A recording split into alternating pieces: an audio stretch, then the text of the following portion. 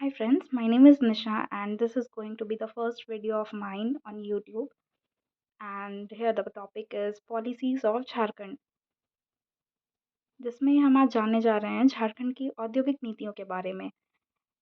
वैसे तो अब तक ये 4 आ चुकी है, but the very first is going to be Jharkhand की औद्योगिक नीति 2001। ये पहली औद्योगिक नीति थी जो 1 मार्च 2001 को लागू हुई थी, जिसका कार्यान्वयन अगले 5 वर्षों तक किया जाने वाला था। इसका उद्देश्य था बेरोजगारी में कमी लाना और पूंजी निवेश को बढ़ावा देना। राज्य का संतुलित विकास, लघु एवं कुटीर उद्योगों को बढ़ावा देना इत्यादि इसके मुख्य उद्देश्य थे। सो जो दूसरी है वो है झारखंड की औद्योगिक नीति 2012, जिसके कुल 16 उद्देश्य थे, जिनको चिन्हित किया गया है। जिनमें से कुछ मुख्य नीतियाँ हैं जो यहाँ मैंने लिख रखा है। इनमें से ये पहली है, बृहद लघु सूक्ष्म उद्योगों के बीच समन्वय। इसके अलावा राज्य में निवेश प्रोत्साहित करना, विनिर्माण एवं प्रसंस्करण उद्योगों को बढ़ावा देना, रेशम, हथकरघा, खादी एवं ग्रामोद्योगों को प्रोत्साहित करना। इसके अलावा ग्रामीण क्षेत्रों में हस्तकला संबंधी क्रियाकलापों को प्रोत्साहन, राज्य में खनिज संसाधनों का अनुकूल प्रयोग एवं बागवानी और खाद्य प्रसंस्करण को बढ़ावा देना, पर्यावरण संरक्षण के अनुकूल उद्योगों को प्रोत्साहित करना।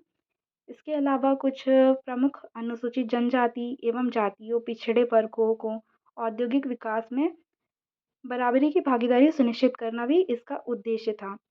इसके अलावा पीपीपी मोड पे, जिसे हम पब्लिक प्राइवेट पार्टनरशिप कहते हैं, इस मॉडल पर औद्योगिक पार्कों का विकास करना, नवीनीकरण एवं प्रौद्योगिकी उन्नयन की दिशा में सार्थक प्रयास करना, शैक्षणिक संस्थानों की स्थापना को प्रोत्साहित करना, जिससे कंपटीशन के लिए जो लोग तैयारी कर रहे हैं उनको बढ़ावा दिया जा सके, निवेश हेतु के लिए सुगम माहौल का निर्माण करना और विकास को प्रोत्साहित करना। ये कुछ 16 नीतियाँ थी।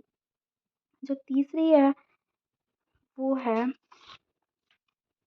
यहाँ हम देख सकते हैं कि जो तीसरी नीति है वो है झारखंड औद्योगिक एवं निवेश प्रोत्साहन नीति 2016। ये भी 5 वर्षों के लिए लागू की गई थी, जिसका उद्देश्य भी निवेशकों को भरोसेमंद राज्य बनाने के लिए सतत औद्योगिक विकास का वृद्धि का प्रोत्साहन प्रदान करना था। जिसके लिए सरकार द्वारा कई कदम उठाए गए हैं, जैसे मेक इन इंडिया प्रोग्राम, विनिर्माण प्रक्रिया को सक्षम, शून्य प्रदूषण उत्सर्जन इत्यादि संयंत्रों की स्थापना, ईज ऑफ डूइंग बिजनेस पर बल देना। इसके अलावा ई गवर्नेंस को भी प्रोत्साहित किया गया है। यह जो यहाँ आखिरी औद्योगिक नीति है, ये है झारखंड औद्योगिक एवं निवेश प्रोत्साहन नीति 2021। ये 1 अप्रैल 2021 से लागू की गई है, जो अगले 5 वर्षों तक प्रभावी रहेगी। सभी वर्ग की महिलाओं को निवेश पर 5% इंसेंटिव प्रदान किया जाएगा। इसमें उच्च प्राथमिकता वाले क्षेत्र थे। कुछ ऐसे क्षेत्र थे जिन्हें अलग से प्राथमिकता दी गई थी, जैसे textile business, automobile business, auto component, agro food, meat processing, manufacturing, electronic system design, pharmaceutical. ये कुछ ऐसे क्षेत्र थे जिन्हें उच्च प्राथमिकता दी गई थी।